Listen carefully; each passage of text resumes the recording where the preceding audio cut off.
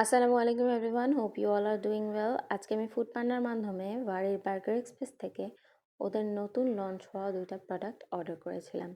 ফার্স্টেরটাই ছিল হচ্ছে chicken cheese ball. এটা আমার কাছে টেস্টটা কিছুটা কাবাবের মতো লেগেছে, যেহেতু আসতে একটু লেট হয়ে গিয়েছিল, চিজটা একদম শক্ত হয়ে গিয়েছিল, but still taste was so good. আমার কাছে অনেক বেশি ফ্লেভারফুল মনে হচ্ছে, স্পাইসি ছিল।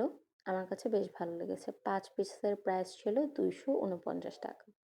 এরপর মিট বক্সটার কথা যদি বলা হয়, মিট বক্সটার কোয়ান্টিটি হিউজ ছিল। ভেজেস, সসেজ অ্যান্ড চিকেনের পরিমাণ ভালোই ছিল। উপরে একটু ভেজিটেবল গার্নিশ করা ছিল, কিন্তু তাই বলে ভিতরে একটু ভেজিটেবল ছিল না।